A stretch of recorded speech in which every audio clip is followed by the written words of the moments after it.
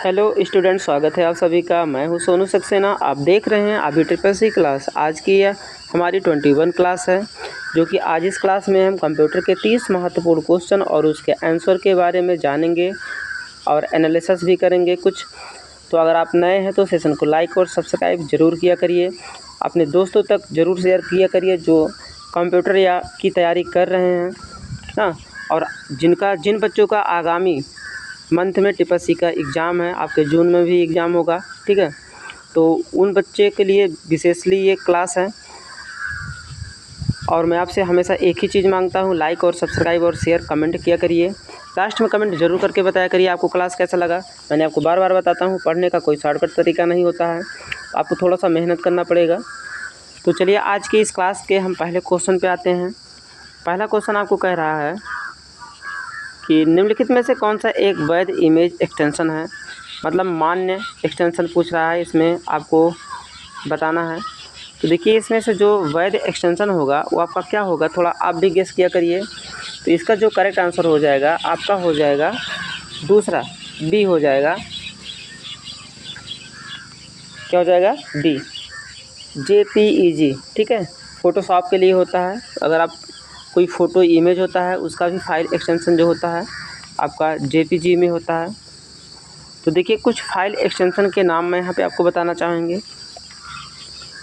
जैसे अभी आपको से पूछेगा नोटपैड का फाइल एक्सटेंशन नेम क्या होगा। नोटपैड का होता है .txt, क्या होगा? .txt। वर्डपैड का पूछेगा, इसमें डॉट लगना चाहिए था, डॉट नहीं दिया है। तो किसी भी फाइल एक्सटेंशन नेम के पहले डॉट जरूर लगता है। अगर आपसे पूछेगा वर्डपैड का पूछेगा, वर्डपैड का .rtf होता है। क्या होता है? .rtf। अगर आपसे पूछता है पेंट का .png, क्या होगा? .png। देखिए, ये जो क्लास है मैं आपके लिए मोबाइल फ़ोन से ही बनाता हूँ, और इन सारे क्लासेस को बनाने के लिए हमें काफ़ी एनालिसिस करना पड़ता है, क्वेश्चन को ढूंढना पड़ता है ना। उसमें से कौन कौन सा एग्ज़ाम में आपको पूछा जा रहा है ना, कौन हमेशा पूछा गया है, आ रहा है क्वेश्चन ना। तो और कई नए नए क्वेश्चन, नए मॉड्यूलेशन के क्वेश्चन, इन सब सारे क्वेश्चनों को एनालिसिस करके मैं आपके लिए इंक्लूड करता हूँ, तब आप तक पहुँचाता हूँ। तो इन सब कार्यों को करने के लिए बहुत हमें मेहनत करना पड़ता है। तो इसलिए हम आपसे बार बार कहते हैं, लाइक कर दिया करिए, शेयर और कमेंट ज़रूर किया करिए ना। इसमें आपको कहने की ही ज़रूरत नहीं पड़नी चाहिए मुझे, लेकिन तब भी कह दे रहा हूँ क्योंकि एक बार बताना हमारा मतलब कार्य है, कर्तव्य होना चाहिए कि हम आपको एक बार बता दें। मैं अपना कार्य आपके लिए कर रहा हूँ, तो आप भी अपना कार्य मेरे लिए थोड़ा सा कर सकते हैं, ठीक है। तो देखिए, हमने आपको बताया था .png, ठीक है, किसका होगा? पेंट का होगा। अगर आपसे पूछेगा MS वर्ड का .docx, ठीक है, ये होगा MS वर्ड का, माइक्रोसॉफ्ट वर्ड। MS एक्सेल का पूछेगा तो MS एक्सेल का देख लेते हैं। MS एक्सेल होगा .xlsx, ठीक है, MS एक्सेल का होगा। MS एक्सेस का पूछता है तो .dbms, MS एक्सेस का होगा, database management system.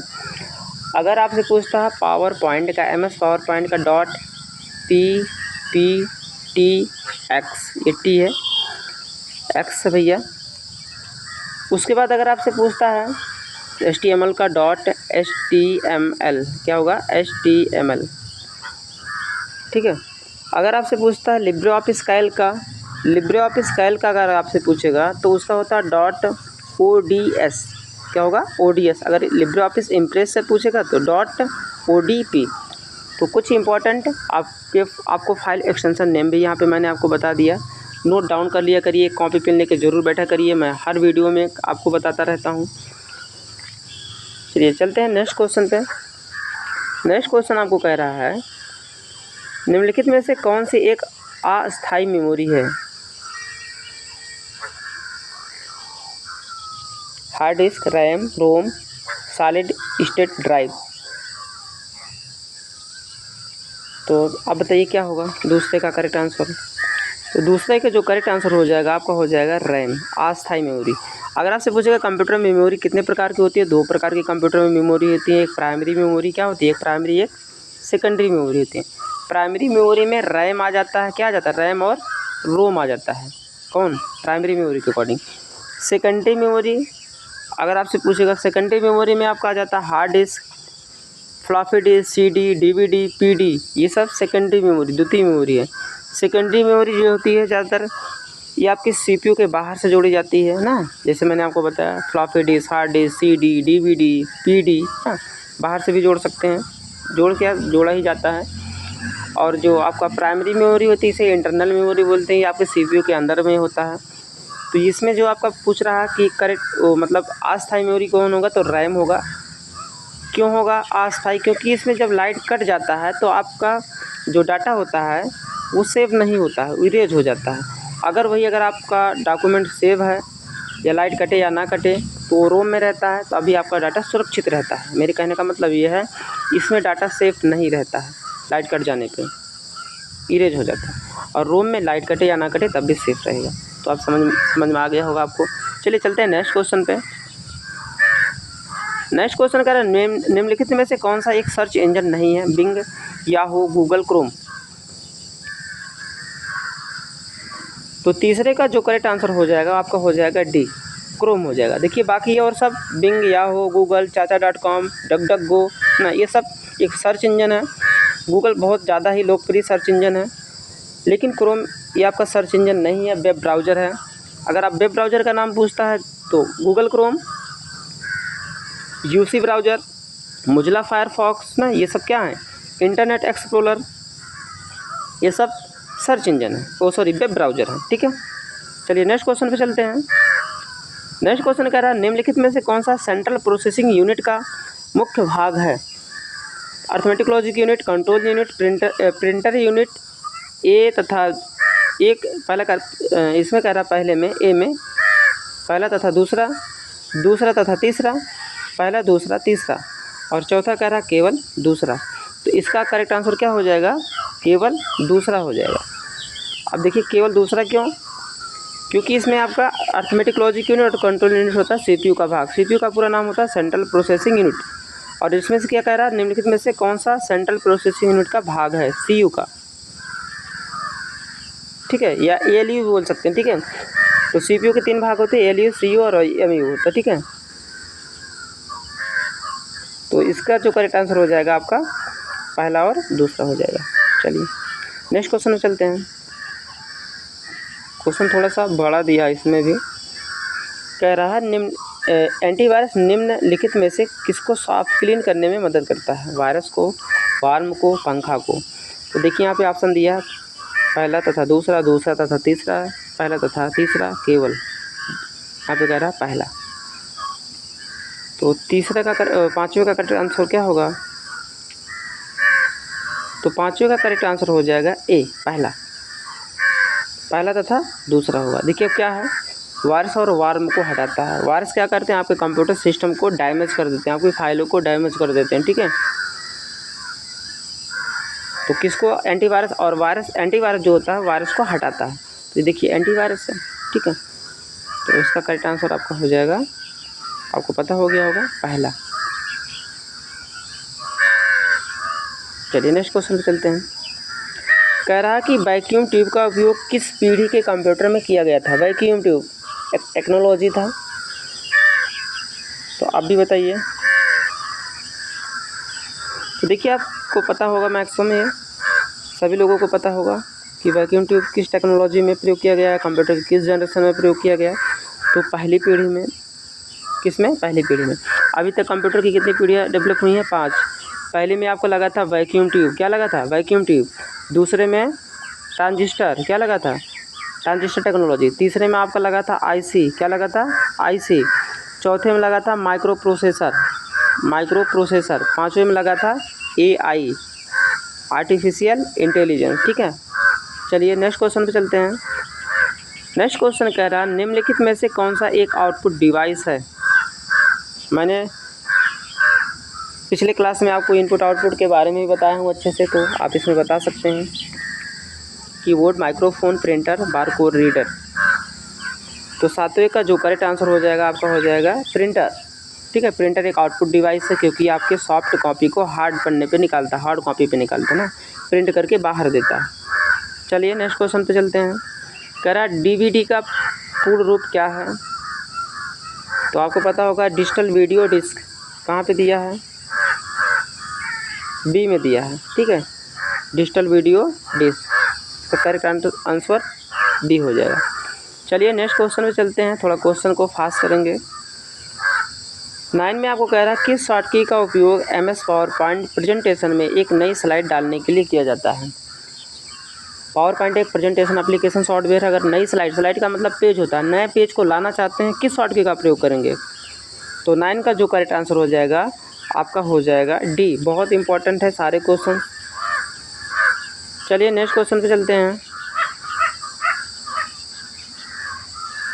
Next question कह रहा है गूगल डैश वर्ष में आविष्कारित हुआ था, मतलब किस सन में गूगल का आविष्कार हुआ था? तो आपका 1998 में, 1998 में। इसका करेक्ट आंसर डी हो जाएगा। चलिए चलते हैं नेक्स्ट क्वेश्चन पे। नेक्स्ट क्वेश्चन कह रहा है निम्नलिखित में से कौन सा डॉट मैट्रिक्स प्रिंटर का हिस्सा है? ऑप्शन देख लीजिएगा। तो देखिए 11 का जो करेक्ट आंसर होगा वो आपका सी हो जाएगा। ए तथा दो दोनों रिबन होल्डर भी होता है, ड्राइव बेल्ट भी होता है। चलिए नेक्स्ट क्वेश्चन पे चलते हैं। नेक्स्ट क्वेश्चन कह रहा है निम्नलिखित में से कौन सा कंप्यूटर का एक उपयोग है? वर्ड प्रोसेसिंग, गेम खेलना, इंटरनेट ब्राउज करना। ऑप्शन दिया है ए तथा दो, 1 2 3, पहला तथा तीसरा, दूसरा तथा तीसरा। तो आप बताइए 12 का करेक्ट आंसर क्या होगा? तो देखिए इसका जो करेक्ट आंसर हो जाएगा बी हो जाएगा, पहला दूसरा तीसरा, यानी कि ये तीनों कार्य होते हैं। ठीक है, पहला दूसरा तीसरा। और किसका पूछ रहा है, किसके बारे में? कंप्यूटर का कार्य उपयोग। नेक्स्ट कह रहा है GIF का पूर्ण रूप क्या है? तो GIF का पूरा नाम क्या होगा भैया? तो देखिए 13 का जो करेक्ट आंसर हो जाएगा आपका हो जाएगा सी, ग्राफिक्स इंटरचेंज फॉर्मेट। ठीक,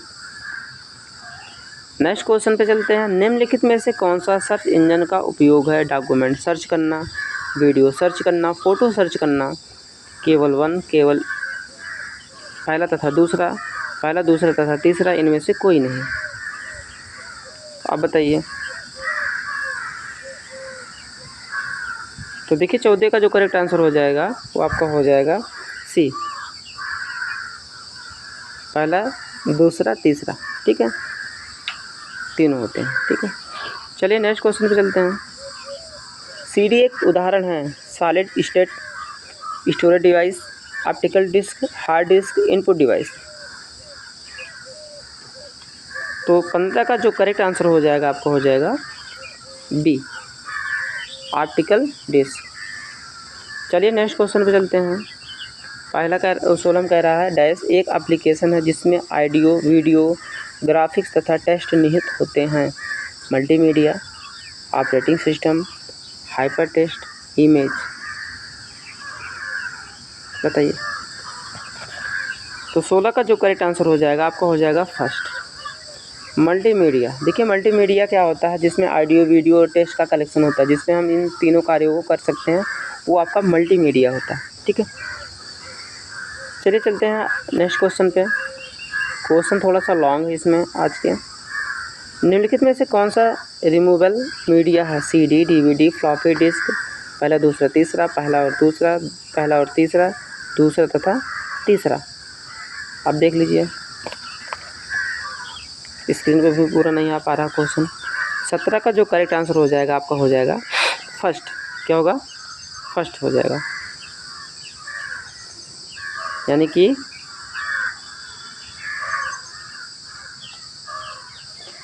पहला दूसरा तीसरा तीनों होते हैं। चलिए नेक्स्ट क्वेश्चन पे चलते हैं।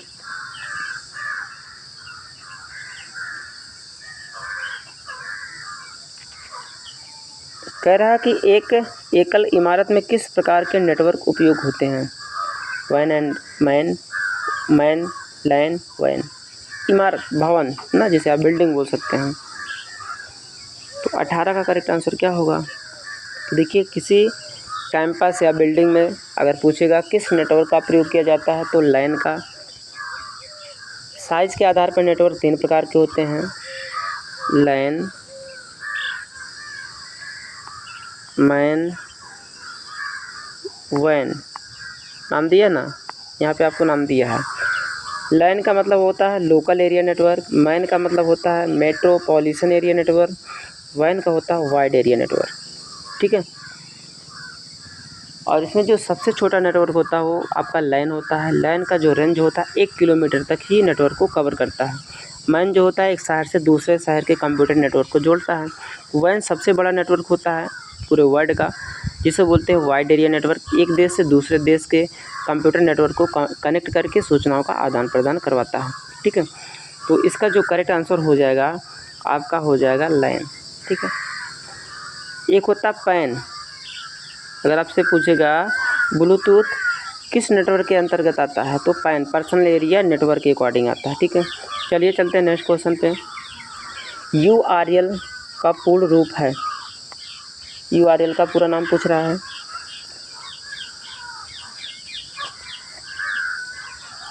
तो देखिए यूनिफॉर्म रिसोर्स लोकेटर आपका कहाँ दिया है? बी में दिया हुआ।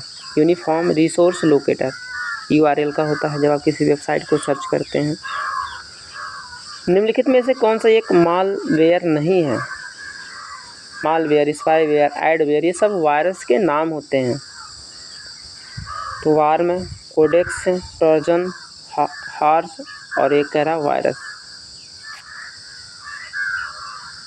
तो 20 का जो करेक्ट आंसर हो जाएगा आपको हो जाएगा कोडेक्स। ये कोई वायरस नहीं है। ठीक है। बाकी ये तीनों कंप्यूटर वायरस हैं जिसे मालवेयर बोलते हैं। चलिए नेक्स्ट क्वेश्चन में चलते हैं। MS एक्सेल में किस शॉर्टकी का उपयोग एक वर्ड को ढूंढने तथा बदलने के लिए किया जाता है? किसी शब्द को मान लीजिए अभी आप माइक्रोसॉफ्ट वर्ड में कई लोगों का नाम लिखे हैं और उनमें से किसी एक का नाम आपको खोजना है तो आप 1 बाय 1 करके ऊपर नीचे स्क्रॉल करके खोजेंगे। लेकिन अगर आप वहीं पे शॉर्टकी का प्रयोग करेंगे Ctrl+H का ना, तो इससे होता फाइंड। इसका शॉर्टकी होता है फाइंड, किसी भी शब्द को ढूंढने के लिए। ठीक है। जल्दी से आपको ये हाईलाइट कर देगा, प्राप्त करवा देगा। ठीक है। तो H होता है। Ctrl+P से प्रिंट होता है किसी डॉक्यूमेंट का टू कॉपी निकालना, तो आप Ctrl+P दबा के निकाल सकते हैं। Ctrl+I से आप इटैलिक कर सकते हैं। Ctrl+O से आप किसी फाइल को ओपन कर सकते हैं। ठीक है। नेक्स्ट क्वेश्चन में चलते हैं 22 पे। नॉन इम्पैक्ट प्रिंटर प्रिंटिंग करते हुए डैश को नहीं छूते। Ribbon, laser, ink, paper. Printing करते हुए कह रहा है नॉन इम्पैक्ट प्रिंटर प्रिंटिंग करते हुए को नहीं छूते। किसको नहीं छूते हैं भैया? तो 22 का जो करेक्ट आंसर हो जाएगा आपको हो जाएगा डी, पेपर को नहीं छूते हैं। ठीक है। जो प्रिंट करता है प्रिंटर। निम्नलिखित में से कौन सा एक ऑपरेटिंग सिस्टम नहीं है? नेक्स्ट क्वेश्चन कह रहा है। तो इसमें से ऑप्शन दिया है Oracle, Linux, MS-DOS, MS Windows. कौन सा ऑपरेटिंग सिस्टम नहीं है? अभी मैंने आपको ऑपरेटिंग सिस्टम जस्ट इस पिछली वीडियो में मैंने आपको बताया हूँ। तो 23 का जो करेक्ट आंसर हो जाएगा ओरेकल। ठीक है। बाकी लाइनक्स, MS-DOS, MS विंडोज़ ये सब एक आपके क्या है? कंप्यूटर ऑपरेटिंग सिस्टम है। 24 पे चलते हैं। निम्नलिखित में से कौन सा रियल टाइम ऑपरेटिंग सिस्टम है? MS-DOS, Windows, RT Linux, FL real time होना चाहिए था ऑपरेटिंग सिस्टम। 24 का जो करेक्ट आंसर हो जाएगा आपका सी हो जाएगा, RT लाइनक्स। चलिए 25 पे चलते हैं। MS वर्ड में कौन सी शॉर्टकी की चयनित लाइन या टेक्स्ट को स्क्रीन में मध्य लाइन कर देती है? कह रहा है MS वर्ड में कौन सी शॉर्टकट की चयनित लाइन या टेक्स्ट को स्क्रीन में मध्य लाइन कर देती है, यानी कि किसी भी चयनित टेक्स्ट को सेलेक्ट किए हुए शब्द को बीच में लाके कर देता है। कौन सा शॉर्टकट? तो आपको पता है सेंटर अलाइनमेंट। Ctrl+E कैसे होता है? Ctrl+K से होता है हाइपरलिंक। इसका शॉर्टकट होता है Ctrl+J से होता है जस्टिफाई। कंट्रोल प्लस F से होता है फाइंड। ठीक है, चलिए चलते हैं नेक्स्ट क्वेश्चन पे। निम्नलिखित में से कौन सा एक इनपुट डिवाइस है? Monitor, printer, mouse, speaker. तो आपको पता होगा सबको, माउस एक इनपुट डिवाइस है। माउस दो प्रकार के होते हैं, इम्पैक्ट और नॉन। एक माउस इम्पैक्ट, नॉन इम्पैक्ट नहीं। आपका इम्पैक्ट नॉन इम्पैक्ट आपका प्रिंटर होता है, एक नॉर्मल माउस होता है, एक ऑप्टिकल माउस होता है। ठीक है, माउस में मैक्सिमम 3 बटन पाए जाते हैं, लेफ्ट, राइट और स्क्रॉल बटन। ठीक है, माउस के फाउंडर कौन है? Engelbart C Douglas. चलिए नेक्स्ट क्वेश्चन पे चलते हैं। निम्नलिखित में से कौन से एक एंटीवायरस सॉफ्टवेयर है? नॉर्थन। आप ऑप्शन में देख लीजिए थोड़ा सा, क्या कह रहा है? निम्नलिखित में से कौन सा एक एंटीवायरस सॉफ्टवेयर है? तो देखिए यहाँ पे आपका नॉर्थन भी हो जाएगा। यहाँ पे कह रहा है कास पार्स KY करके दिया हुआ है, KA कास पार्क से, कास पार्क। ठीक है, एवास्ट और सभी एंटीवायरस। तो आप यहाँ पे क्या कर सकते हैं? सभी को कर सकते हैं। ठीक है, नेक्स्ट क्वेश्चन पे चलते हैं। निम्नलिखित में से कौन से एक प्रकार का इम्पैक्ट प्रिंटर है? 28 का देखते हैं। इम्पैक्ट प्रिंटर अभी मैंने बताया ना, प्रिंटर दो प्रकार के होते हैं, इम्पैक्ट और नॉन इम्पैक्ट प्रिंटर। तो 28 का जो करेक्ट आंसर हो जाएगा आपका सी हो जाएगा, लेजर प्रिंटर। प्रिंटर की क्वालिटी को DPI में मापा जाता है, किसमें? DPI, डॉट पर इंच। चलिए नेक्स्ट क्वेश्चन पे चलते हैं। HTML एक भाषा जिसका उपयोग डैश बनाने के लिए किया जाता है। HTML का प्रयोग किसके लिए करते हैं? हाइपरटेक्स्ट मार्कअप लैंग्वेज, तो वेब पेज के लिए। ठीक है, आज के क्लास के लास्ट क्वेश्चन में चलते हैं। कह रहा है MS-DOS में किस कमांड का उपयोग सिस्टम की तारीख दिखाने के लिए होता है? DOS में। तो 30 का जो करेक्ट आंसर हो जाएगा आपका हो जाएगा फर्स्ट, डेट। तो आज मैं आपके बीच 30 महत्वपूर्ण क्वेश्चन और उसके आंसर के बारे में डिस्कस किया। अगर आपको ये क्लास अच्छी लगी हो तो लाइक सब्सक्राइब ज़रूर किया करिए, अपने दोस्तों तक ज़रूर शेयर किया करिए, उनका भी हेल्प हो सके, वो भी अच्छे से एग्ज़ाम अपना क्रैक कर सकें। और कमेंट करके ज़रूर बताइएगा आपको ये क्लास कैसा लगा। तब तक के लिए धन्यवाद। जय हिंद, जय भारत।